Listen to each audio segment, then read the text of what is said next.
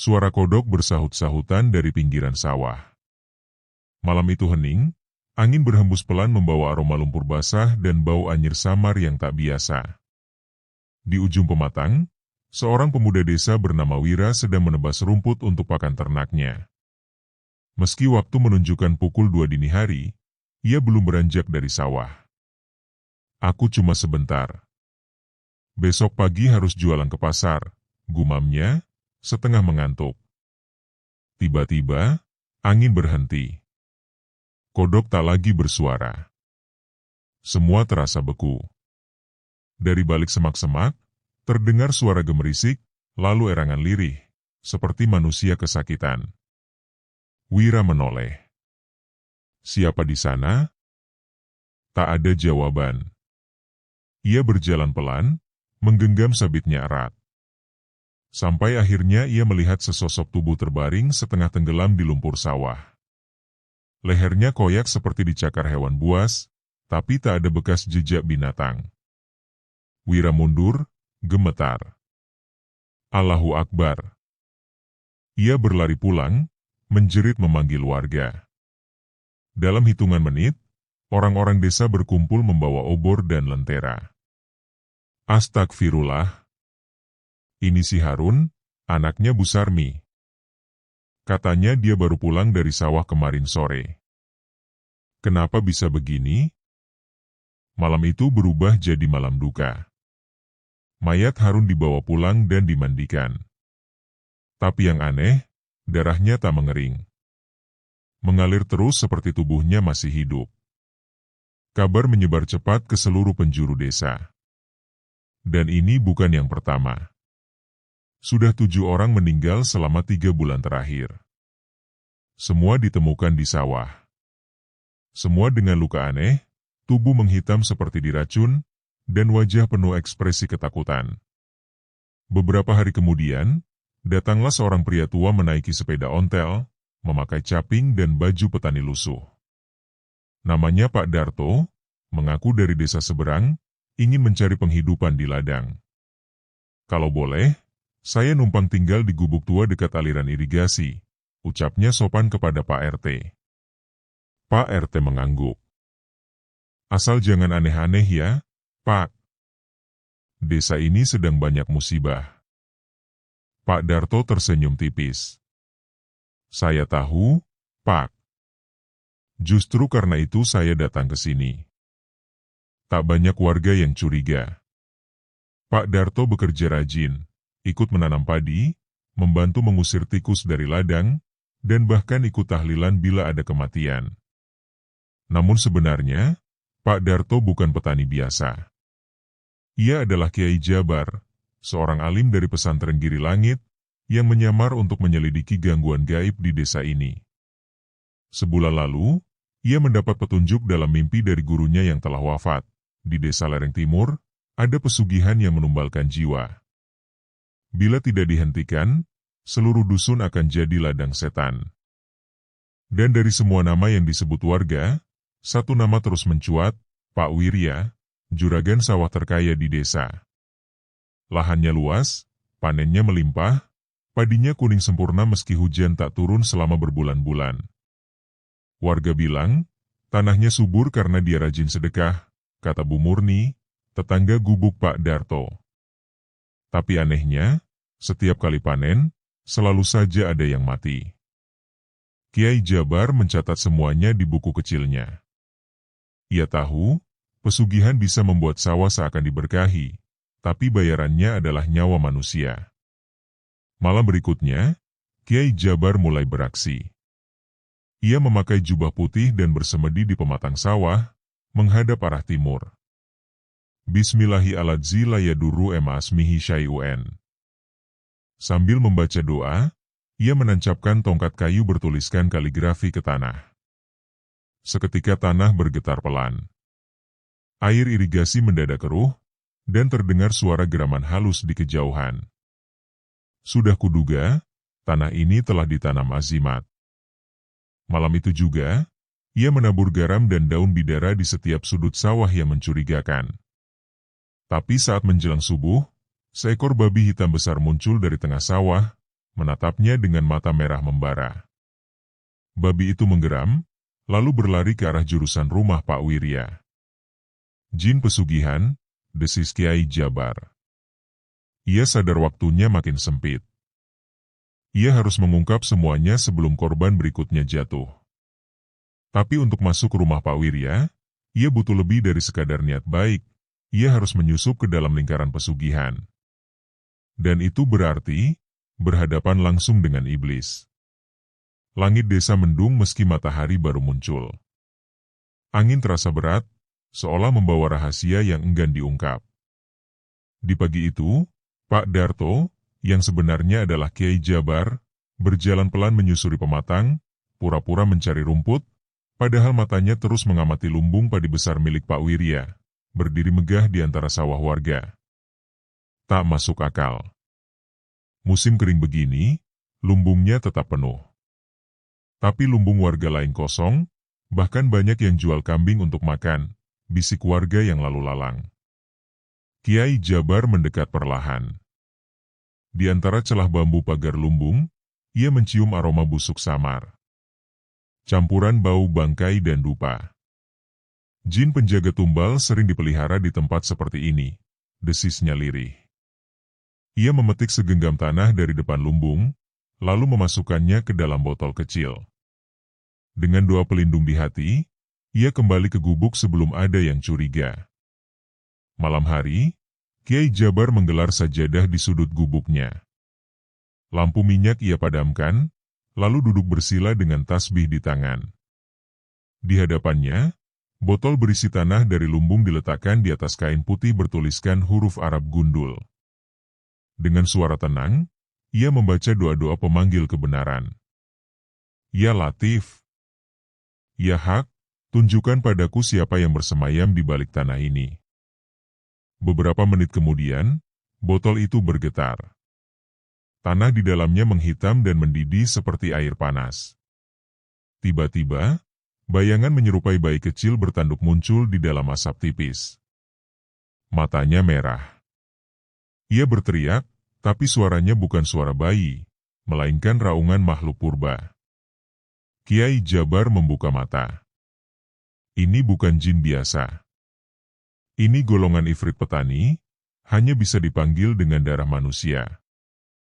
Keesokan harinya, di musala desa, warga berkumpul untuk tahlilan almarhum Harun. Pak Wirya datang terlambat, dengan pakaian rapi dan aroma minyak wangi yang menyengat. Maaf terlambat, habis urusan dagang ke kota, ucapnya datar, menyalami warga. Kiai Jabar memperhatikannya dari kejauhan.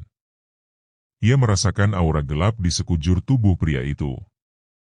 Sesekali Pak Wirya memegangi tasbih kayu hitam yang digantung di lehernya, benda yang mengeluarkan hawa panas tak kasat mata.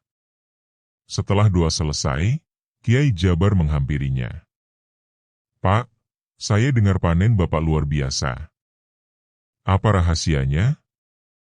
Saya ini petani baru, ingin belajar. Pak Wirya menyipitkan mata. Rahasianya kerja keras dan jangan banyak tanya. Senyumnya tipis, tapi dingin. Ia menepuk bahu Kiai Jabar, lalu pergi. Saat tangan Pak Wirya menyentuh bahunya, Kiai Jabar merinding. Tangannya seperti tertutup energi kotor, seperti kulit ular yang menyembunyikan bisa. Malam berikutnya, Kiai Jabar nekat. Ia menyusup ke dekat lumbung Pak Wirya. Bulan mengintip malu-malu di balik awan, memberi cahaya samar yang cukup untuk berjalan tanpa lentera. Ia membawa pisau bambu bertuliskan ayat kursi, serta segenggam garam dan daun bidara. Ia tabur di setiap sudut pagar, lalu menggali sedikit tanah di bawah fondasi lumbung. Tak lama, suara langkah mendekat. Tapi bukan manusia. Seekor makhluk mirip manusia tanpa kepala, bertubuh legam dan tinggi 2 meter, keluar dari balik bayangan lumbung. Ia membawa sabit berkarat dan melolong tanpa suara. Makhluk itu adalah penjaga gaib lumbung, tumbal yang disulap menjadi pengawal harta Pak Wirya. Kiai Jabar berdiri tegak, tak mundur sedikit pun. Atas nama Allah yang Maha Suci, Aku usir engkau dari bumi ini, serunya sambil menghunuskan pisau bambu ke arah tanah. Makhluk itu menjerit tanpa suara. Tubuhnya retak seperti kaca, lalu hancur menjadi debu hitam. Tapi bukan tanpa perlawanan, bekas tanah tempat ia muncul terbakar dan menyisakan bekas hitam seperti bara. Hari berganti. Suasana desa mendadak gaduh karena lumbung Pak Wirya pagi itu ditemukan berdarah. Ya, darah segar mengalir dari sela bambu, membuat warga panik. Pak Wirya pura-pura terkejut. Ini pasti ulah orang dengki. Ada yang coba fitnah saya. Tapi beberapa warga mulai ragu. Masa ia lumbung bisa berdarah sendiri? Bisik seorang ibu. Pak Darto, alias Kiai Jabar, ikut pura-pura bingung.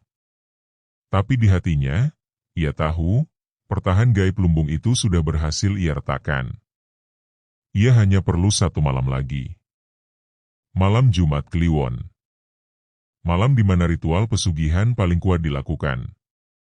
Malam itu datang. Angin mendesis. Langit menghitam. Desa sepi. Bahkan anjing tak menggonggong. Kiai Jabar berpakaian lengkap jubah putihnya. Di tangan, ia membawa kitab doa kuno warisan gurunya. Ia menyelinap ke balik bukit, menuju gua kecil di tepi hutan bambu, yang konon katanya hanya diketahui oleh orang-orang terpilih. Di sana, Pak Wirya sedang bersimpuh di depan sesajen. Api unggun kecil menyala di depan patung batu setan bertanduk 2. Di sekelilingnya ada foto-foto korban, termasuk Harun, dan 1 foto baru, anak kecil usia 7 tahun yang belum meninggal. Kiai Jabar mendekat perlahan, dan malam itu, pertarungan antara cahaya dan kegelapan dimulai. Langit desa menjabar matahari balik rimbun bambu. Angin terasa berat, bergoyang seolah membawa rahasia yang matanya menatap tajam ke dalam gua tempat Pak Wirya sedang memulai ritual, yang sebenarnya suara doa-doa Jawa kuno yang berjalan pelan menyusuri pematang menggema, pura-pura memecah keheningan malam. Padahal matanya terus mengamati hadapan Pak Wirya, milik Pak Wirya, duduk patung setan batu bertanduk di antara sawah warga, dengan mulut menganga dan mata kosong yang memancarkan aura kematian. Musim kering begini, di depannya, lumbungnya 3 kepala ayam hitam tergorok, tapi lumbung warga lain kosong, bahkan banyak yang jual kambing untuk makan. Anak dari keluarga yang lalu bernama Seno dan Mila, Kiai Jabar mendekat perlahan pekerjaan. Di antara jangan sampai anak itu jadi korban, ia mencium aroma busuk samar. Ia menggenggam tasbih dan mencium ujungnya. Lalu bersiap penjaga tumbal sering dipelihara di tempat Wirya mencelupkan jarinya ke darah ayam, lalu menggunakan simbol segenggam tanah dari depan lumbung, ia lalu memasukkannya ke dalam botol kecil. Darah tumbal, dengan doa pelindung di hati, harta naik, ia kembali ke bubuk sebelum ada yang curiga. Angin mendesir semakin malam hari, Kiai Jabar menggelar sajadah sajen bergerak liar. Lampu dari dalam patung batu, lalu bayangan hitam dengan tasbih perlahan berubah menjadi sosok tinggi hadapannya manusia dan botol berisi tanah dari lumbung diletakkan di atas kain putih bertuliskan huruf Arab Gumbal sudah siap. Suara makhluk itu menggema di udara. Ia membaca doa-doa pemanggil dan beramar sekaligus. Ya Latif. Pak Wirya tersenyum. Ya Hak, tunjukkan padaku siapa yang anak lelaki dari rumah panggung di ujung desa. Beberapa menit kemudian nyawanya saat botol itu bergetar. Mana di dalamnya menghitam dan mendidih seperti air panas. Tapi sebelum ritual ditutup, tiba-tiba petir menyambar tepat bayangan menyerupai bayi kecil menakjubkan muncul di dalam asap tipis. Dari balik gelap, matanya muncul merah. Sosok berjubah putih dengan kitab di tangan. Tapi suaranya bukan suara atas bayi. Nama Allah yang Maha Kuasa, raungan makhluk. Aku melarang ritual ini dilanjutkan. Kiai Jabar membuka mata. Pak Wirya berdiri terguncang. Ini bukan jin biasa. Kau? Petani ini golongan ifrit petani, makhluk hanya bisa dipanggil dengan darah manusia. Itu bukan keesokan harinya, itu Kiai di musala desa, warga berkumpul untuk tahlilan al-gaib itu melesat menyerang. Pak Wirya datangnya membesar, dengan pakaian seperti ular aroma minyak wangi yang menyengat. Mulutnya menganga, maaf terlambat, memperlihatkan habis urusan dagang yang meneteskan darah kental. Datar, menyalami warga. Kiai Jabar membuka kitab dan mulai membaca ayat memperhatikannya dari suara lantangnya membuat tanah bergetar. Ia merasakan aura gelap amanah Rasul Bima Aunzila Ilai min Rabbi. Sesekali Pak Wirya memegang itu menjadi hitam yang digantungnya mulai melepuh. Benda yang mengeluarkan hawa panas berusaha kabur, Tapi Kiai Jabar menancapkan tongkat doa ke tanah. Kiai Jabar menghampirinya. Sebuah cahaya berbentuk pagar muncul. Saya dengar panen Bapak luar biasa. Tak bisa lari. Apa rahasianya? Sudah saya cukup banyak nyawa melayang demi belajar. Pak Wirya menyipitkan mata. Ia mengambil rahasianya kerja keras dan jangan banyak tanya.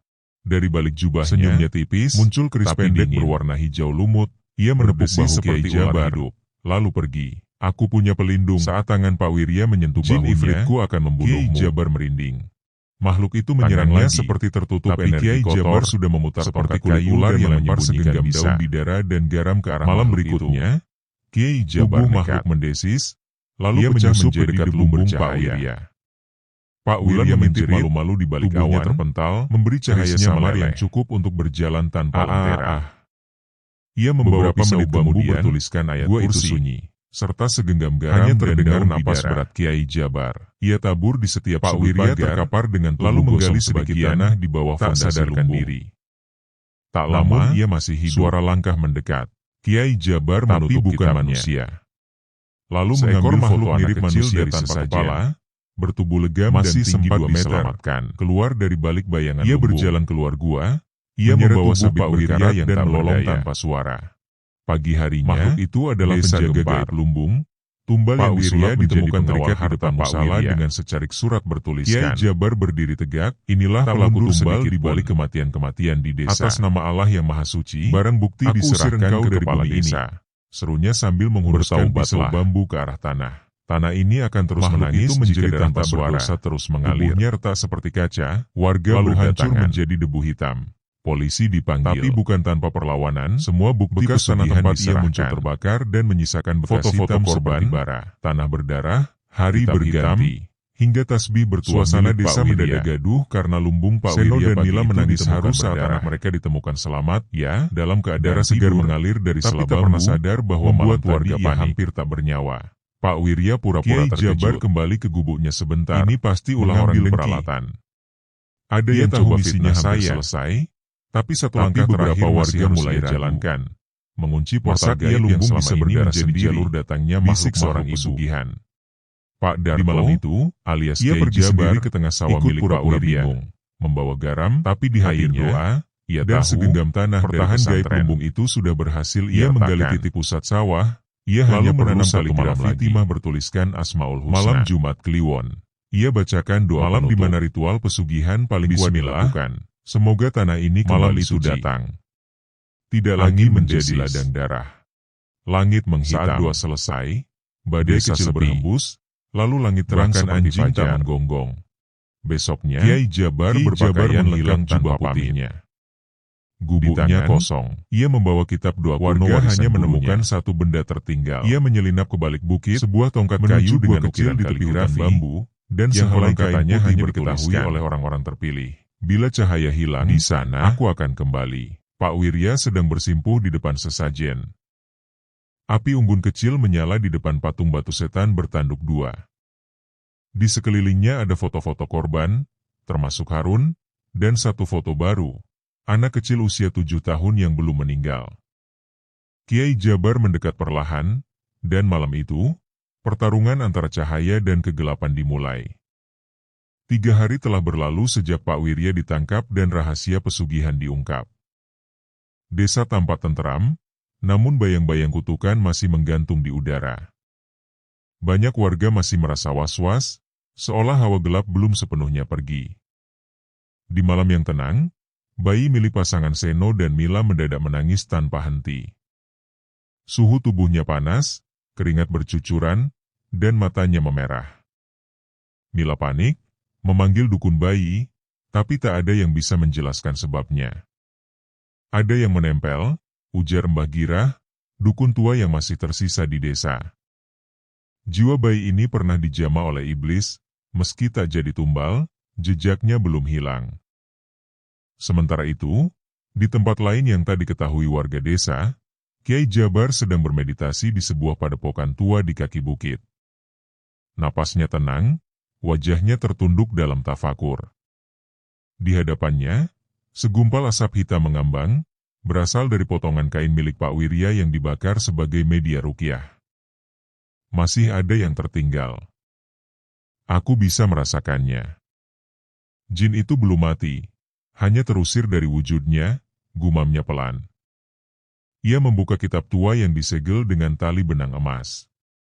Di halaman ke-88, ada catatan gurunya, Ifrit kelas naga tak akan hilang sebelum darahnya dicuci dari akar tanah.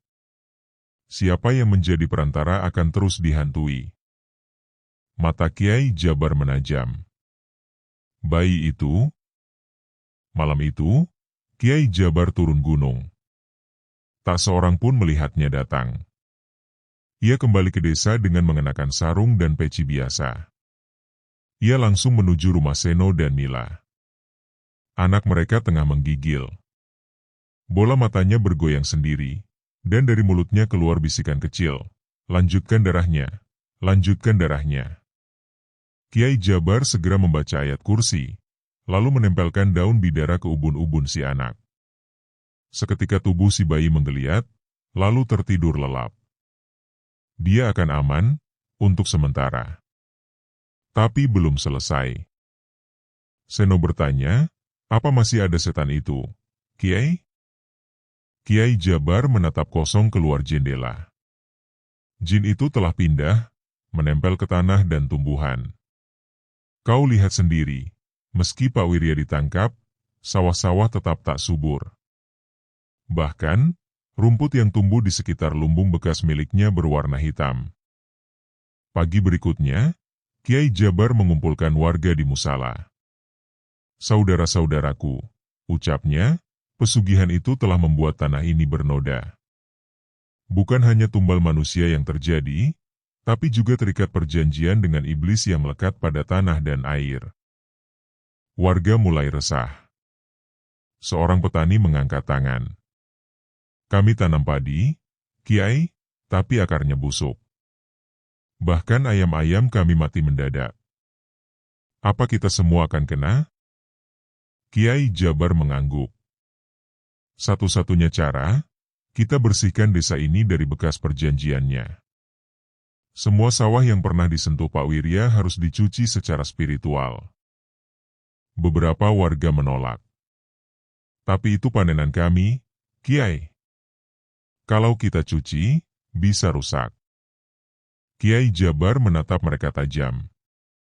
Lebih baik kehilangan hasil tanam daripada kehilangan anak-anak kalian. Tibalah malam pembersihan. Warga, dipimpin Kiai Jabar, membawa air yang sudah diruqyah, garam, dan daun bidara. Satu persatu mereka menyiram sawah-sawah yang selama ini menjadi ladang pesugihan. Di titik bekas lumbung, tanah mendesis dan mengepulkan asap, seolah menolak dibersihkan. Kiai Jabar menggali sedikit, lalu menancapkan kayu salib Islam, semacam tongkat kayu dengan ukiran kaligrafi sebagai penetral energi negatif. Tiba-tiba, tanah bergetar. Dari dalam, muncul kembali makhluk hitam mirip ular naga bertanduk, tubuhnya dilapisi sisik batu. Kau kembali, Kiai, raung makhluk itu. Dan kali ini, untuk mengusirmu selamanya, balas Kiai Jabar, mengangkat kitab dan membacakan ayat-ayat pemusnah. Lau anzalna ha'azal Qur'ana, ala jabali laraitahu hasyian mutasadian min hasyayatillah. Makhluk itu berteriak, tubuhnya bergetar, lalu pecah perlahan seperti patung retak yang meledak menjadi serpihan cahaya. Asap mengepul ke langit. Suara lolongan menghilang. Hening. Warga berhamburan menangis. Sebagian bersujud. Beberapa sawah terlihat kembali hijau dalam hitungan jam. Alam seolah menarik kembali kutukannya. Namun Kiai Jabar pingsan malam itu. Tubuhnya lelah, energi spiritualnya terkuras. Ia dilarikan ke rumah kepala desa. Dalam tidurnya, ia bermimpi. Seorang laki-laki berjubah putih datang menemuinya. Engkau berhasil, Jabar. Tapi ingat, pesugihan tak pernah benar-benar hilang. Ia pindah, menyamar, dan mencari tuan baru. Kiai Jabar terbangun dengan napas tersengal. Aku belum selesai. 3 minggu berlalu sejak malam pembersihan besar-besaran itu. Tanah desa kembali subur. Burung-burung mulai bersahutan, suara katak terdengar nyaring lagi di pinggir sawah. Warga mulai tersenyum, anak-anak bermain di pematang, dan aroma kematian seolah lenyap bersama angin. Namun Kiai Jabar tahu, setan tak pernah benar-benar mati. Ia hanya pindah dan bersembunyi. Suatu siang yang damai, Anjas, anak lelaki Pak Wirya yang selama ini merantau di kota, tiba-tiba kembali ke desa. Mengenakan jas hitam rapi, mengendarai mobil sedan mahal. Ia memeluk warga dengan ramah, membagikan sembako dan uang. Anggap saja ini bentuk permintaan maaf dari almarhum ayah saya, katanya. Saya ingin memperbaiki nama keluarga kami.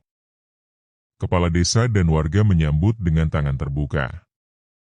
Anjas juga menyumbang dana besar untuk membangun ulang lumbung desa dan membayar utang-utang warga yang tertunda. Semua orang mulai percaya, anak durjana bisa berubah. Namun tidak Kiai Jabar. Malam harinya, saat Anjas datang menemuinya dengan membawa hadiah, sebuah peci hitam berhias emas dan bungkusan kurma mewah, Kiai Jabar hanya menatap tajam.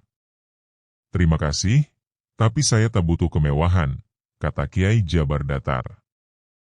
Anjas tersenyum tipis. Kiai, ayah saya memang salah. Tapi bukan berarti saya ikut.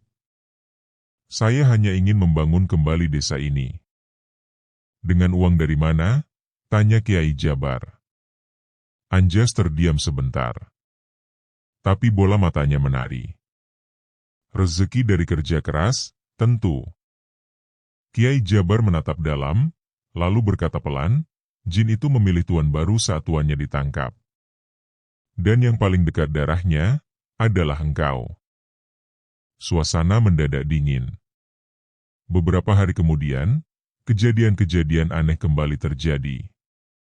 Seorang ibu muda ditemukan gantung diri di pohon randu dekat sawah baru yang dikelola Anjas. Air sumur di dekat lumbung berubah warna keruh kehitaman. Seorang bocah jatuh ke sungai dan tidak ditemukan selama 2 hari. Warga mulai takut. Suara desas-desus menyebar, kutukan belum benar-benar pergi. Kiai Jabar menyelidiki diam-diam. Suatu malam, ia mengikuti Anjas keluar rumah. Pria muda itu menyelinap ke dalam lumbung baru yang katanya dibangun demi kepentingan warga. Dari balik lubang bambu, Kiai Jabar menyaksikan Anjas berdiri di tengah ruangan remang dengan cincin merah menyala di jari manisnya. Di sekelilingnya terdapat koin kuno, kendi darah, dan sesajen bunga 7 rupa. Aku sudah penuhi bagianmu, seru Anjas pada bayangan besar yang muncul dari dinding. Aku berikanmu harga tanah murah, hasil panen berlipat, dan pengaruh di desa ini. Sekarang giliranmu, ambil yang muda, yang masih bersih. Seketika, makhluk itu muncul lagi, versi lebih kecil dari naga hitam, tapi kini bermata merah menyala. Ia menempel di dinding seperti kelelawar besar, lalu menunduk. Engkau mirip ayahmu, desisnya. Rakus, dan bodoh. Kiai Jabar langsung menghentak tongkat ke tanah. Sudah cukup. Aku tidak akan membiarkan 2 generasi keluarga kotor mengotori desa ini. Anjas tersentak. Kau. Bagaimana bisa kau? Allah Maha mengetahui, Anjas. Pertarungan pun dimulai. Kiai Jabar membacakan surah Al-Hasyr ayat 21-24, suaranya menggema keras. Cincin merah di jari Anjas terbakar, dan makhluk itu berteriak mengaung. Anjas mencoba kabur, tapi pintu lumbung mengunci sendiri. Makhluk itu mengamuk, lalu mencoba merasuk ke tubuh Anjas. Dia bukan tuanku lagi, jerit Anjas. Bohong, sahut Kiai Jabar. Kau sudah terikat dengan darah dan sumpah. Tapi masih ada satu jalan. Dengan cepat, Kiai Jabar mencabut paku besi kecil berisi doa dari tongkatnya dan melemparkan tepat ke tubuh makhluk. Makhluk itu menjerit keras, tubuhnya mencair, lalu masuk ke dalam kendi darah. Anjas pingsan. Kiai Jabar mengambil kendi itu, menyegelnya dengan doa dan kunci dari kitabnya. Ia tahu, jin itu tak bisa dibunuh, hanya bisa disegel dan dikubur jauh dari manusia. Pagi harinya, warga berkumpul. Anjas dibawa keluar lumbung, wajahnya pucat, tapi matanya kembali normal. Saya tidak sadar. Jin itu datang saat saya berada di Jakarta.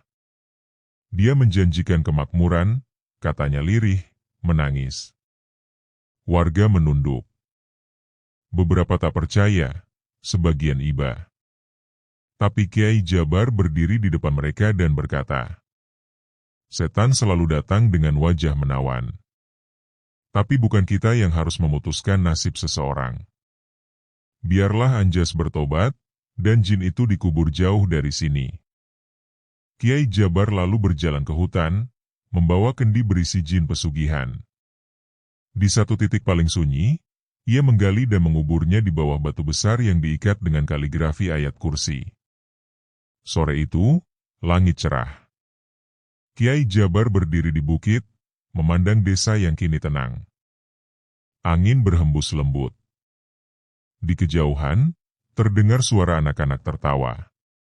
Padi mulai menguning, dan burung pipit beterbangan riang. Kiai Jabar tersenyum. Setiap desa, setiap tanah, pasti pernah disentuh kegelapan.